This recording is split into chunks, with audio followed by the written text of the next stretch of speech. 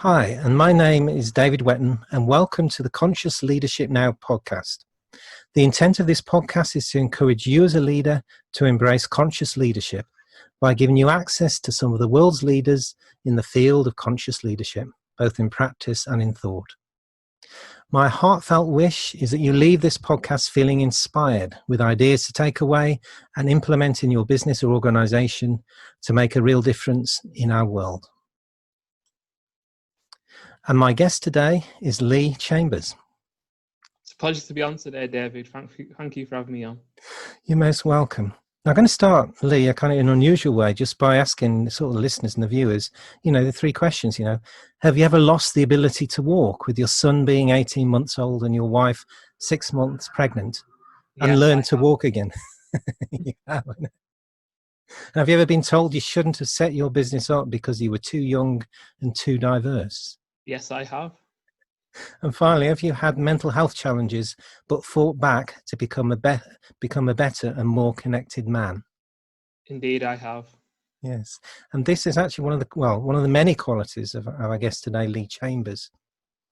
He's got an incredible story to tell, which will unfold during this podcast. Now, Lee is a wellbeing consultant, workshop facilitator, sleep specialist, and founder of Essentialise workplace wellbeing. He spent the last 10 years working in a variety of fields, including local government, corporate organisations, and in elite sports. Now, he has the heartfelt aim to impact the well-being of thousands of individuals and businesses through organisational well-being advancement, while looking to promote conscious and purpose-led leadership internally, which I have to say, Lee, is conscious leadership music to my heart. Now, Lee has qualifications in performance nutrition, strength and conditioning, coaching, and advanced sleep consultancy. And he delivers multidisciplinary workshops focusing on improving performance and productivity through increased employee well-being. He applies the latest research from psychology, neuroscience, and physiology to create an integrated program, which in my view is also holistic. Now, the well-being is an issue very close to Lee's heart. As I said earlier, after losing the ability to walk in 2014 due to chronic illness, this illness became a turning point for him. And with a passion, he's studying and practicing everything that he's learned since to optimize his mind, body, and soul. And I'm delighted to say he's battled back to achieve a positive health outcome, and now he's on the pathway to become medication-free. And he's helping others with this same passion. He presents the health and wellbeing show on Ribble FM radio and speaks in educational establishments about his varied career path, health challenges, and having a resilient mindset. Resilience being one aspect of conscious leadership for me. Based in Preston in the north of the UK, Lee is currently working with business owners and employee teams to create culture change, wellbeing strategies, and champions. He's a father of two. He coaches a disability football team, enjoys eating good food with good friends, and he's currently writing his first book, not surprisingly entitled How to Conquer Anything, which will be released later this year in November 2020. And Lee, having heard part of your story prior to the broadcast, I'm really looking forward to hearing more. I know that those listening and watching are in for a conscious leadership treat. So Lee, it's absolutely wonderful to have you on the show. Thank you again, David. So that was Take 5 by the Dave Brubeck Quartet. And it's my cue that it's time for you, Lee, to take 5. Your take on 5 conscious leadership questions. So my first question for today is, Lee, what does conscious leadership mean to you?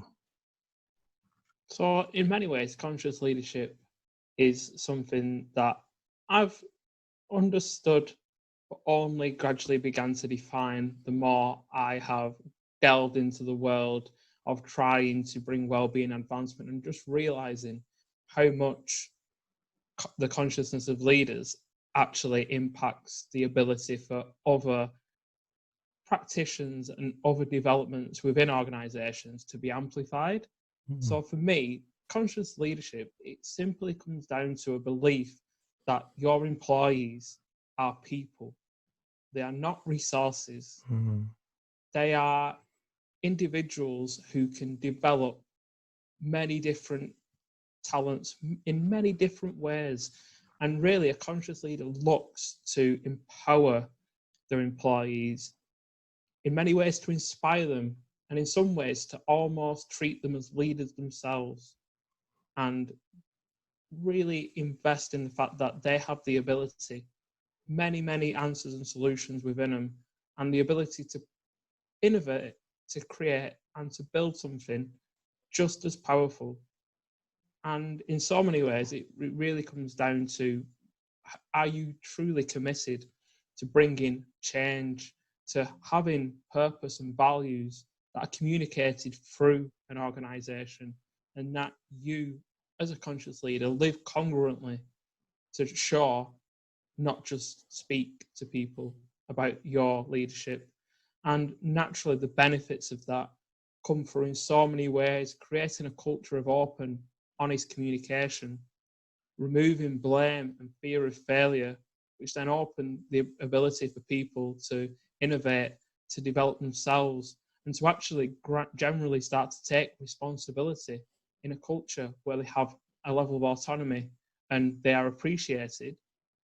Well-being suddenly becomes something that can be brought forth internally as they're feeling incredibly valued, feeling as part of a purpose rather than as part of a machine, and really being aligned with the company's direction and what they wish to achieve. And it being something that's meaningful and powerful, and that really is a motive for somebody's motivation, that in its own turn then delivers progression from within, thinking that moves beyond the simple and becomes more abstract. Neurodiversity is valued, and really growth mindset is brought forth. We're able to see people as allies and collaborate in a much more efficient way, rather than seeing competition and threats, seeing the opportunities that we have and how those can develop, but also in so many ways realizing that we as human beings, we have feelings and we have a framework to work within, that we have both physical, mental and spiritual needs. Every human has their own individual need, and therefore to some level a conscious leader is always looking to accommodate many different people on a very similar journey together, binded as a team, not just as a group of people focused on their own aspirations, directions and perceptions, but to come together bound by something bigger, something powerful, something that in many ways will possibly change the world, or at least bring something good to help other people and to move forward. And in so many ways, being a conscious leader means that you are being the resolution to the world's problems, and really having that focus on the change that you wish to make, with a clear direction and a real and true love for the people around you. Wow. Lee, I almost want to sort of stop this, rewind the podcast and listen to that again before asking you any further questions. So many, what I call wisdom nuggets within that piece. I really appreciate that. And you kind of started up with the aspect of not human resources, but really human beings and that potential. And I know that your own coaching style really is looking to unlock the potential inside everyone. And I know that as a coach, you kind of see a superior version of those you're working with continuously. But there were so many great points that you made in there, the working towards the greater good, having a purpose, feeling part of something. I also have a sense with your work as well that actually, I'll ask you for comment on this, that a sense of conscious leadership for you is around almost actually not just bringing the full person to work, but to work with a really vital energy, a sense of passion and a sense of commitment and a sense of enjoyment, I'm guessing, as well. Oh, definitely. So I kind of look at conscious leadership as almost a part of an overall more conscious package, a more conscious world. So really, you would want a conscious leader within a conscious business that had a conscious purpose, and was conscious of all stakeholders. And that's a real big thing for me as someone who's looking to advance well-being, that when we actually look at being conscious and purposeful and value-driven as a business, we're actually not just looking very narrowly at one or two stakeholders, but really we should be looking at how we consciously impact society, our collaborators and partners, our investors, and in so many ways, our employees and our customers and clients. And I always kind of make it clear that sometimes people consider the philosophy to ignore the fact that businesses need profit and need to be sustainable financially. And that is fully considerable and very powerful. However, the way I frame it in those situations is simply, if you take a human being and we have red blood cells. Red blood cells are like profit for a business. So as a human being, we need red blood cells to live. As a business, we do need profit to exist and to amplify our impact. But as a human being, we don't live for red blood cells. So as a business, we shouldn't live just for profit. It's part of what makes it run. It's part of the process, but we should not live and overly strive for it. We should just look at it as a vehicle to create a bigger conscious impact within all the areas that we're looking to improve. So yeah, for me personally, conscious leadership is a massive part of the cycle of helping to build conscious businesses where a range and variety of stakeholders are considered, a conscious culture is built, and in that framework, conscious employees can make a difference to the world aligned with their purpose. And when people have that element and that alignment, they then become conscious leaders themselves and go home and take their leadership roles as parents, as volunteers. And no matter what they do, they bring a conscious element to it, which spreads conscious leadership across the world as people appreciate being valued from a leadership perspective, not just told what to do, but somebody believes in my potential and is willing to help bring that out, help develop me. I'm going to say, isn't that just wonderful? I was just going to say what just came to me, around Christmas, there's a well-known saying that, a dog is not just for Christmas, it's for life. And as you were just talking, I hadn't thought of it before, but I just really got this sense that for you, conscious leadership is, though it's obviously an important part, we've spoken about work, but do you know what? Conscious leadership isn't just for work, it's for your home life, your friends, your community. And it's a sense, actually, I think if you're a conscious leader, you're a conscious leader, end of. Yeah. And again, so many of us lead in ways which we don't appreciate where we're leading. And every parent is a leader. And so many people tend to look at leadership and dilute it down into the technical elements of your position within a workplace. But we all have to learn to lead ourselves first to effectively parent, to effectively coach, to effectively help and assist other people in our lives.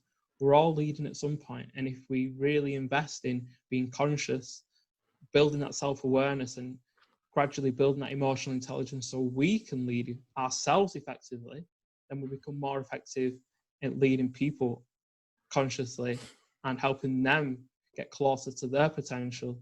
And if we all did that together in an integrated way as a whole human race, we would be in so much more advanced than we already are. Absolutely, yes. So actually, I'm just looking, and I think actually we've answered probably quite a lot. The second question was about, which is how do you express conscious leadership through your work, which I'll come back to in a second.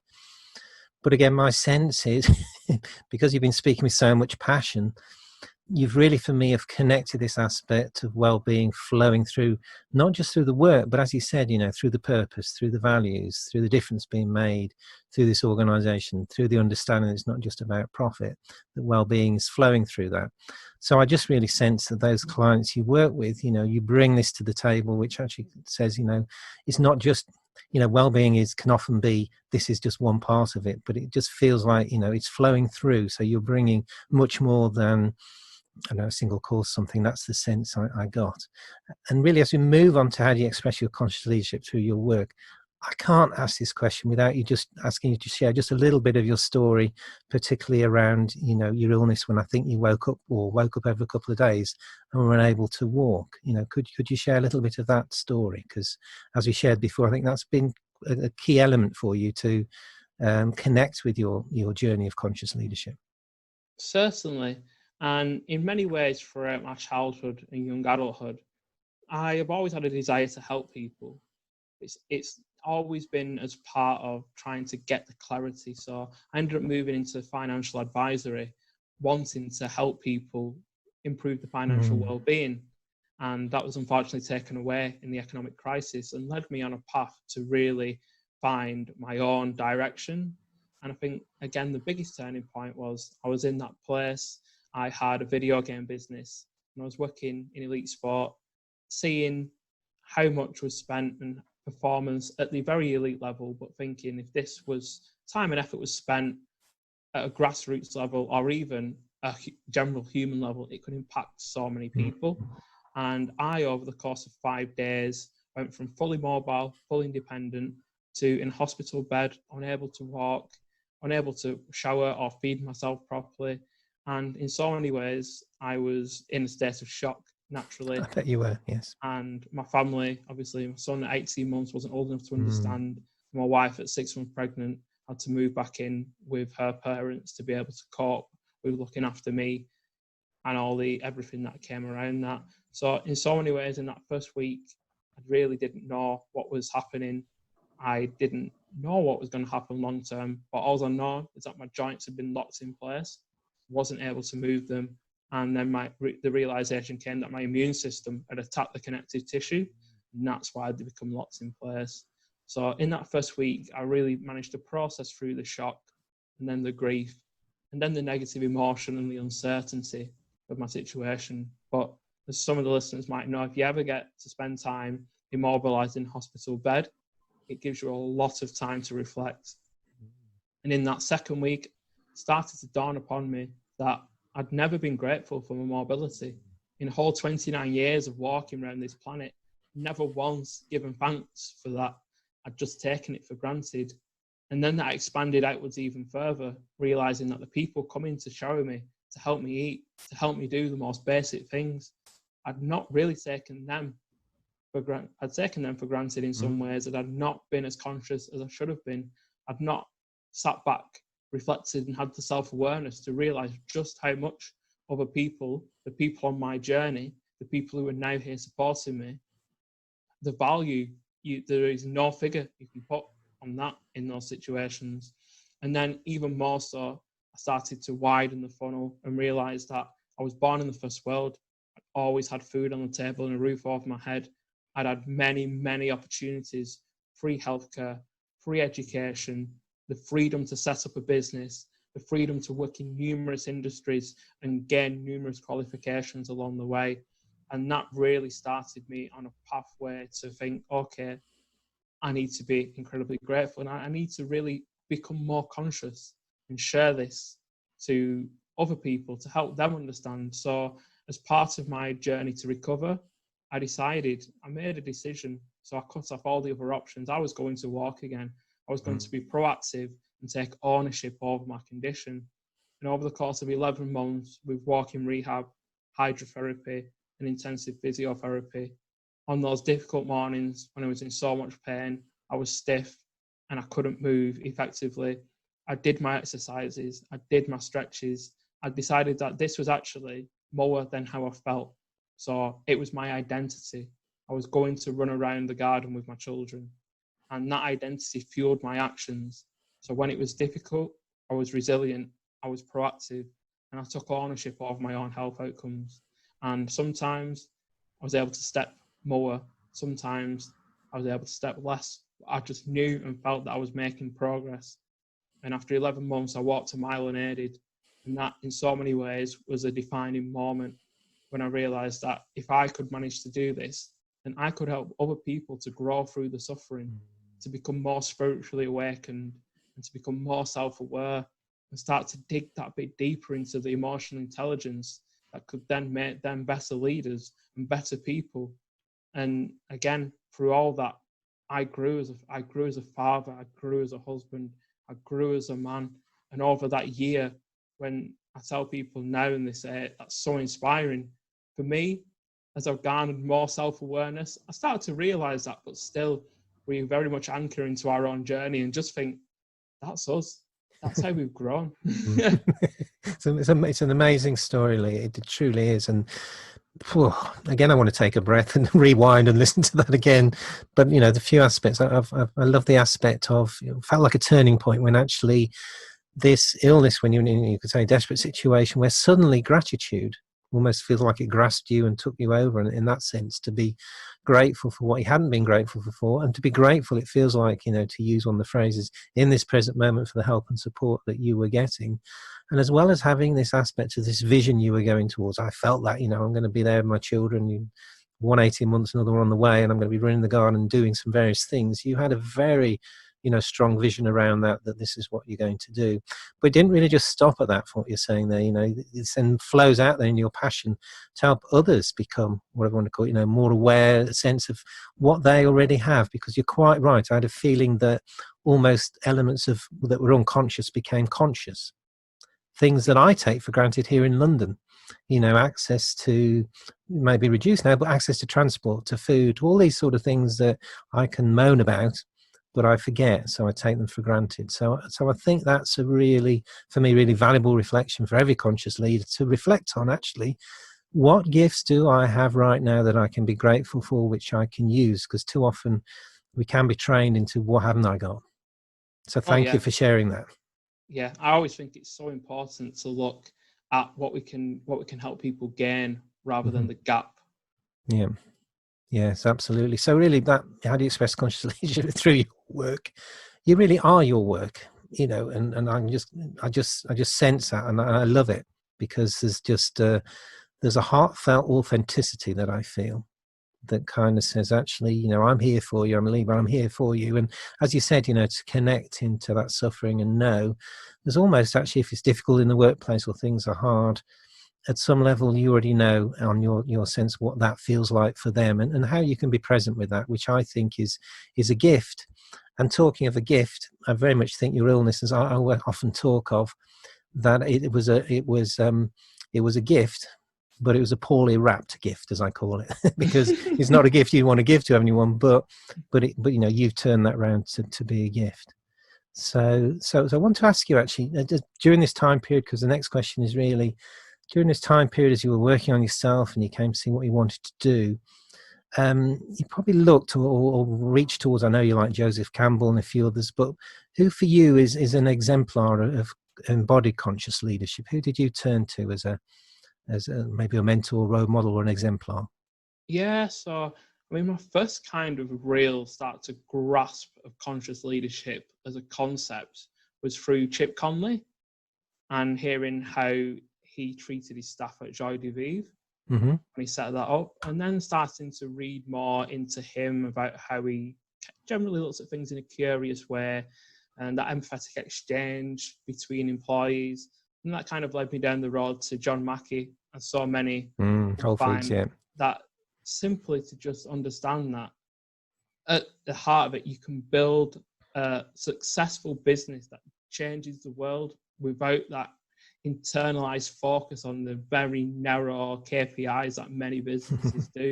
And as I read more into it, I started to realize that this portrays how I feel about the interconnected way of leadership, and how in so many ways, the barrier between business and spirituality that's been erected over years, it needs to be dismantled, because it's very much interconnected. In some ways, to me, that seems like a no-brainer. And yet, trying to deliver spirituality into business, it's very much on the language that's used, because it resonates so differently with different people. And I think, like we said before, when it comes to helping people to kind of build that in, you do need those examples of other leaders who've taken that similar approach and actually bring elements of both body, mind, and spirit and the well-being aspects of those into business. So it's really looking at a business being full of humans, and humans are incredible. We have amazing resilience through change and challenge. Just look at the current situation about how we've managed to be innovative, creative, and come together in so many ways through these challenging times. But we're also very curious. We actually thrive on uncertainty as much as we like to be comfortable. And as I looked more into the resources and started to understand, so many elements resonated with me just around the simple fact that we can be so blinkered. Society can tell us so many things that we believe. And because we are bombarded from a young age with these things, and because education is limited in what it can deliver, and because, especially for myself in the UK, and it's probably very similar for other people in some Western nations, but we have free education, which is great in so many aspects. It teaches us many of the technical elements that we might want to take forward into our lives. However, it's very difficult because teachers are all individual, and to expect them to be able to deliver to the students principles around cognitive flexibility and emotional intelligence, if they've not been taught how to deliver that, and if they've actually struggled with their own self-awareness, then how would we expect the next generation to actually receive that kind of teaching and start to understand how important those transversal skills are as we move and look at the challenges of the future? And in so many ways, I almost feel that I now go into education and speak about cognitive flexibility, speak about resilient learning, speak about emotional intelligence, and speak about the value of communication, just how powerful it is, because these are skills that are not going to be machine learned, algorithm, and designed out of our lives in many ways.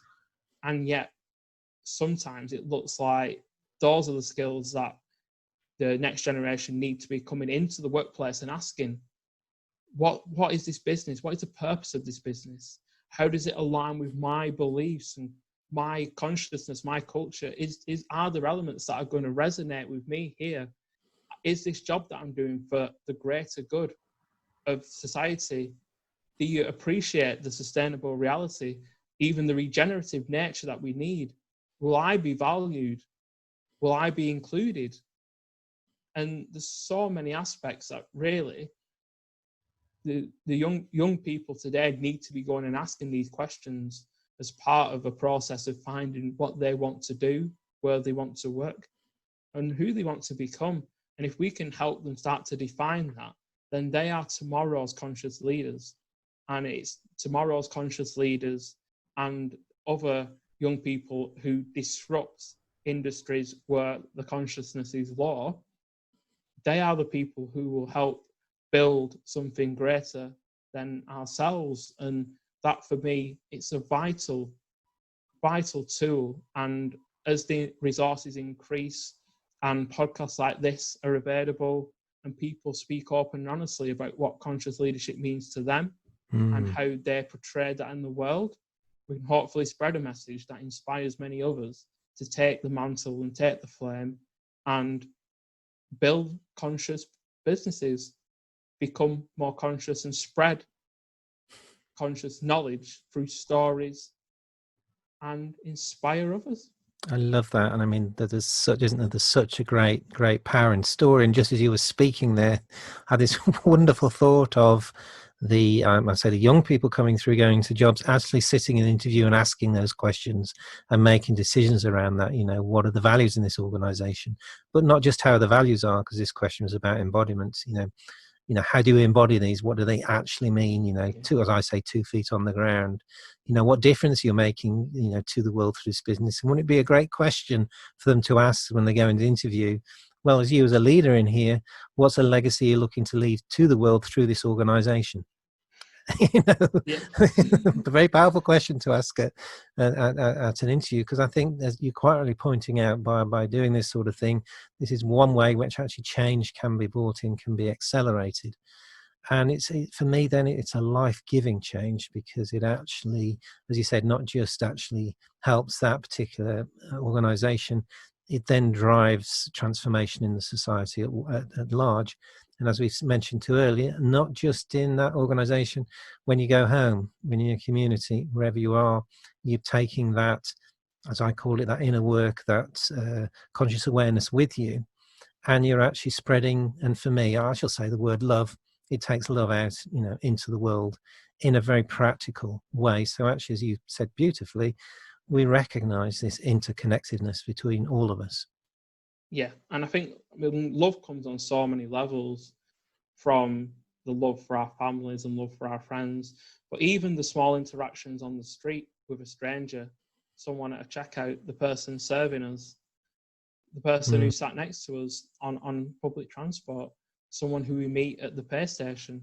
It's just those small moments of positivity resonance as we give them a little bit of love by just acknowledging them, appreciating them, maybe even complimenting them, or just smiling.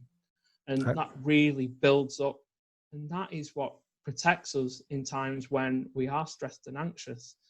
It stay with us, and they build up, and it compounds. And it's just that little bit of care. If anything, sometimes I almost say to my clients, all I'm here to do is just build a little bit of a culture of care. So that if someone was having a bad day, the person next to them would have the courage to just say, I know you well, and I know today you're not you. Talk to me if you want. Beautiful. Be open. And what I want to highlight, and here's two guys talking about love, which I absolutely love itself. But what I want to say is, on this point, is for me, when you touch on the element of care, for me, there's an element of, and particularly for guys, love, whatever, but actually there's an element of strength in there, because it can be vulnerable as well. But it's through this vulnerability that we discover our unvulnerability, or our presence, if you like. So I think there's a strength and there's a caring, and bring that in the organization, because that strength hold, the care, says actually you matter to me, you belong. How you are today is important. As you come in right back to the start, you're not just a human resource to this organization, you're a human being whose presence here matters. And that brings you back then into well-being. So my second part on this one is, in your journey, what resources have you found helpful in your, as you've been exploring awareness and conscious leadership, which you could share? So it's mainly around books. Mm-hmm.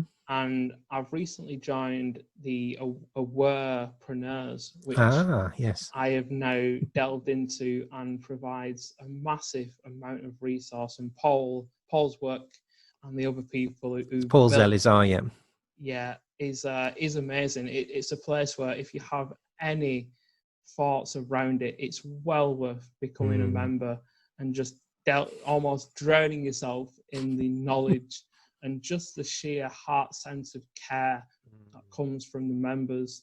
And especially given the challenges we face today, yes, people are becoming more absorbent, because we do need to come together. And in some ways, until the events of this week, I'd become quite positive about how communities have come closer, and how people are having deeper, more meaningful conversations, especially men, given that suddenly they weren't able to chat inanely for hours about sport and many surface level entertainment things that are out there. And again, that was something that I was hoping would be a real cultural revolution and a real mindset shift for many people. And obviously what has happened over the past few days has once again, unfortunately, highlighted just how divided we are. And you're talking about George Floyd, I take it, and what's happened. And that's, as we know, and through Awarepreneurs, which I'll put a link to in the link below, we're fully aware, and sat here in the UK, we know it's not just a US concern that's risen, it's alive and kicking here in the UK, and no doubt other countries who are listening to this podcast as well. Yeah, and I think a really important thing to highlight is just to be very conscious of the media that you consume, because in so many ways it can very much cause blind spots. Also, many publications, they do have a bias and an agenda, and it's quite actually difficult to find objective news sometimes. And I actually try to reduce my overall stimulation and outputs from external news sources, because it tends to lead to more issues than it informs.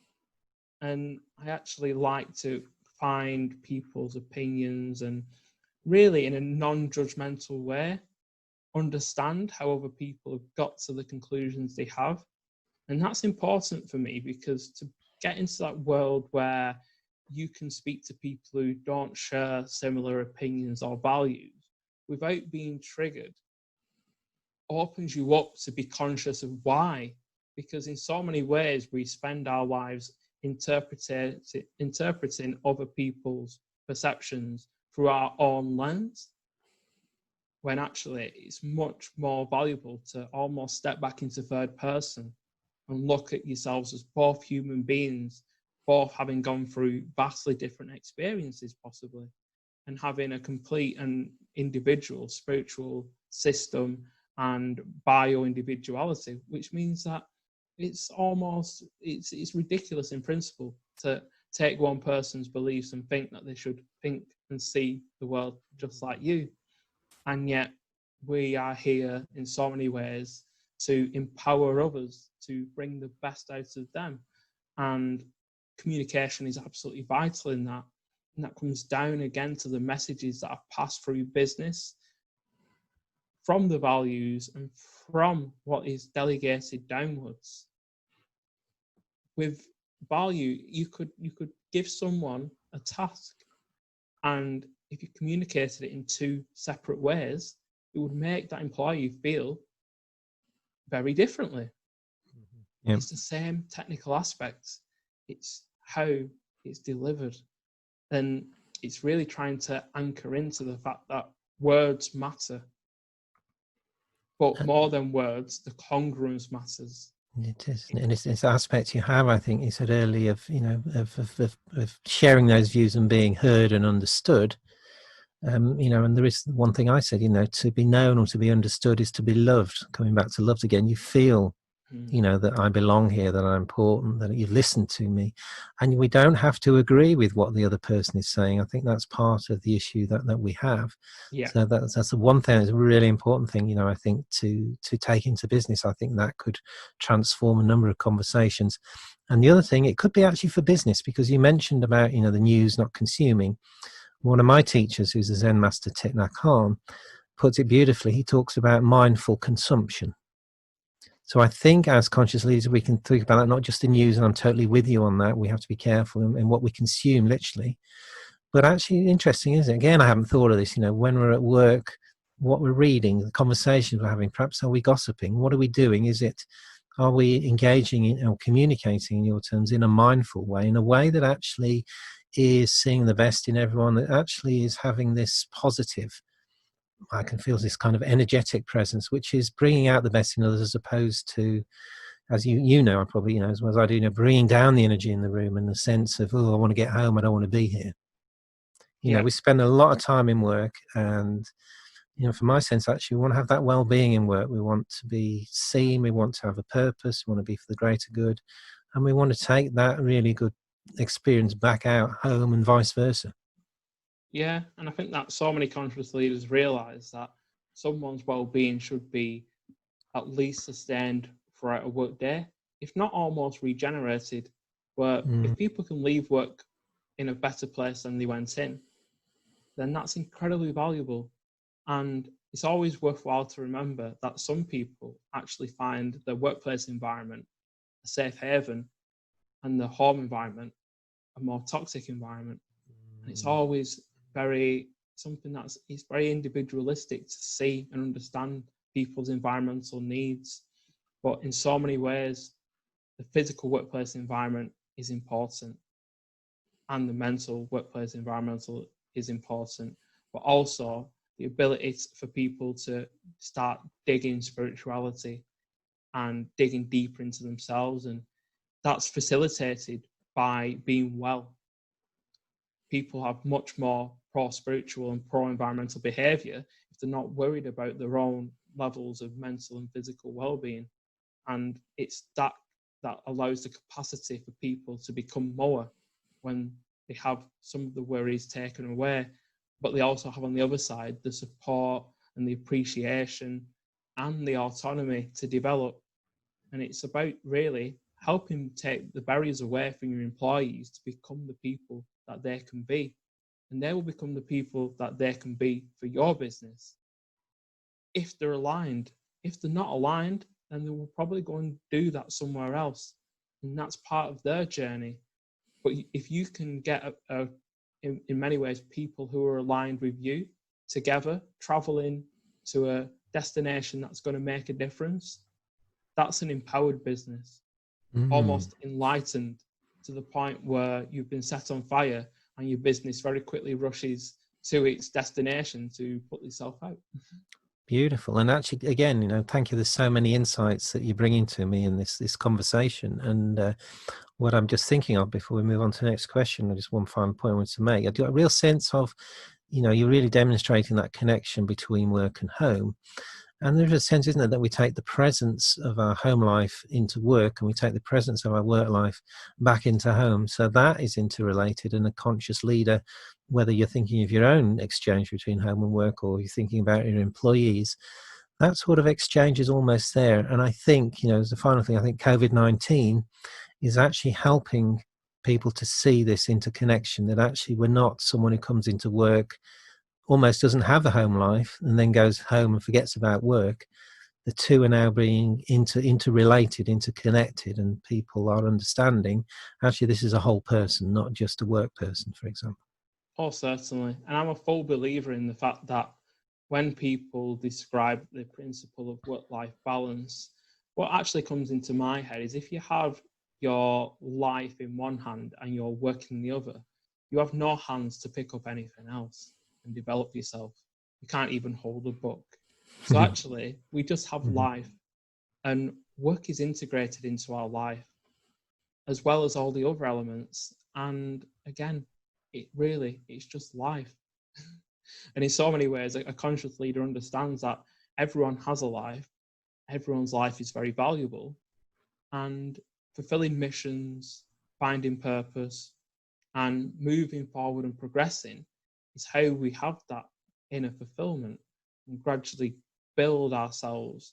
And really, we all have the answers within inside us, and it's just someone who gives us the space to ask ourselves the powerful questions, to start to pull the answers that take us closer to our potential, and also the ability to give us that space so we can then listen, and listen without thinking what we're going to say next. Actually listen to other people, and that just triggers that empathy, triggers that compassion. And we can have those conversations which regenerate people in the workplace. And again, you can get those at home as well, but it's so interconnected. And as soon as we start to look at things in isolation and try to fix them, just like medication, just one symptom, but so many side effects, because everything is so interconnected, so integrated, and we suffer in some ways from having a very isolated, tunnel-visioned, individualistic society, which doesn't really show us the scope. But as we look at the future, conscious leaders will be looking to collaborate openly with other conscious leaders to make more of an impact. Together, arm in arm, interlocked, can really change the world for the better. And the more of us who come together and amplify that, the more of the next generation we help understand and bring those principles, and the more we work with organizations to gradually shift the culture and nudge it internally towards having a more conscious viewpoint in every element and every business process, then that way will gradually bring consciousness to a world where so many of us live day to day switched off, because there's not so much danger, and we don't need to switch our senses and our self-awareness on for most of what we do today. True. And just coming back, I think you've given a good segue into the next question around the inner life, it's called here, research by Jodie Fry of Texas A&M University suggests that inner life is the source of conscious leadership, where inner life is a form of spiritual or contemplative practice. It could be a reflective practice, even a well-being practice, which includes walking in nature, meditation, etc. So I'm curious, I'm also a very curious guy, to know what sort of practices have you found helpful to yourself over these last years? Yeah, so what I did is I started to build a morning routine which I felt would be viable and vital for me to grow as a human. So what I kind of feel is so many of us, we wake up and the first thing we do is find external stimulus. So many people pick up the phone, they look at the news, they look at their emails, they look at social media. And what that does is it takes us straight out of our own world as soon as we wake up. And in so many ways, those stimulus, those inputs are quite often other people's agendas, and quite often more negative, or cause us to compare, cause us to wonder, that feel that we're missing out, and cause certain psychological hooks that are within us to be ignited, and therefore in so many ways make us feel in a slightly negative focus before we even started our day. So I built a morning routine that focuses on me having an hour reflecting in my own world. So that involves me waking up, washing my face, and drinking a glass of water. And then I spend 10 minutes meditating, just allowing myself to focus on my own body, on my breath, and just let the thoughts go, understanding that it's not something that you will ever perfect, and it's not something that has any tangible goal or aspects. I just do it, and I understand and started to realize the benefits of that. And then I've built that into doing more after my meditation, which then includes 10 minutes of exercise, 10 minutes of journaling my thoughts and my feelings, realizing gratitude, and redefining my goals for the day. And then I do some reading for 10 minutes. And that's again around a choice of positive developmental subjects to just expand my mind with a few points I can then possibly implant into the day. And then I listen to 10 minutes of positive audio, quite often podcasts. This was a great one. You can generally get a whole week out of David's podcasts. Thank you. And then I quite often walk around the block to get some sunlight into my eyes and start those neurological processes of awakening and starting a new day afresh, looking to make a change in the world. And one other thing that I actually do is on the side cabinet of my bed, I have an Ikigai card. And that is the first thing that I actually look at every day, not my phone. And that Ikigai card contains one sentence of clarity on my purpose and what I want to bring to the world. And when you read that every morning and you're aligned with your purpose, you jump out of bed, even if you don't feel like you've slept very well. I think you've said that to me before, that you wake up and you're excited that actually you're awake, which in itself, isn't that a wonderful place to be in? Oh yeah. And I mean, it's always remembering that I've got what I consider the challenges of young children. Yes. And a business to run, and many other elements of my life that can in some ways complicate things. But when you've got such a focus on what you're grateful for, well, what you start to realize is you actually build a grateful muscle, which then sees things that you're grateful for. And I've actually built this contemplative practice through using the red lights on my commute to work. So a red light generally works for people to become frustrated that they are not reaching the destination. Well, I've actually flipped the focus and used every red light to think of something I'm grateful for. And that actually becomes a positive. And every time I stop, I just think, what am I grateful for? Isn't that wonderful? Red light as a gratefulness signal. I love that. And so finally, my question is, given unlimited time and resources, what single thing would you recommend aspiring conscious leaders to do? It would definitely be to continue to build your own awareness and build your own emotional intelligence, but really decide and align with your path, and don't take advice. Don't let the winds of society blow you, and don't conform. In so many ways, as conscious leaders, sometimes we stand out from the crowd. Sometimes we are considered possibly spiritual hippies. We are considered, is in some ways, too disruptive, too creative, and yet there is room for consciousness in every single business process. And in fact, there's room for consciousness in every single area of our lives. And if you've got something that you wish to bring to the world, please, you will be one man, woman, or human on a soapbox. And yet, behind that, there are thousands of people who see the world the same way as you. Come and join us. We are looking to make actionable, tangible, sustainable change in the world of how people interact, of how business is done, of the future of us as a race and our planet. And we are here not to teach. We are not here to tell. We are here to empower, to educate, and to embody the change that we wish people to make. It won't always resonate with everyone. And yet life is always like that. There is no one singular person who no one else ever didn't always like. And even more so, none of us are perfect. And we always live as consciously as we can. And yet, if you ever find a perfect human being, I will give him a medal, because there are no perfect human beings. And we just try to live optimally as conscious leaders. But for you, bring your gifts to the world, spread your message.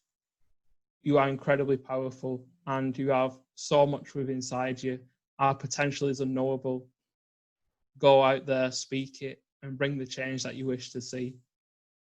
Thank you, Lee. That's just wonderful. And I know through this podcast, you've no doubt the listeners will have picked up or will take away their own, I think, aspect of well-being, and particularly resilience, and as one of my friends calls it, bounce back ability. To actually know that you've got something here to everyone has something here to give, and to the world to make it, this for the greater good of all, as I call it. And you mentioned, I think, in your last answer there about someone getting onto their soapbox because they have talents for the world. So those that know me know that I like Columbo, and because Columbo is a detective, always has this just one more thing question. So my just one more thing question to you, Lee, is a kind of soapbox one, but I'm sure those listening are kind of thinking, you've heard the passion, you've heard some really, complete answers here around, conscious leadership, complete in the sense of someone wanting to be connecting, to be here for the greater good of all. So I want to ask you, Lee, time for you to please share your own resources, your offerings. I know you've got a book, your website, anything you think would be helpful to those who are now listening and watching and thinking, want to get in touch with Lee, want to know more about what he does. Where can they find out about this, Lee? Okay, so I have my own website, which is leechambers.org, and I regularly blog there around leadership, around management, and around the more conscious elements of employee well-being. But I also have a life coaching company called Essentialise. And if you were to look in the show notes, I recently wrote a short book regarding helping people find and align with their own purpose. And that, for all the listeners, is available to download for free. I'm also very active on LinkedIn, and that's Lee Chambers. And you'll quite likely find me quite high up, thankfully. I don't share a name with too many other people. And in so many ways, I'm available. My specialisms are around working with SMEs, and I've been doing that in the north of England for a number of years and started to gradually build out. I do offer individual coaching. However, I do only take a few clients, given that my main focus is around having a bigger impact within organisations.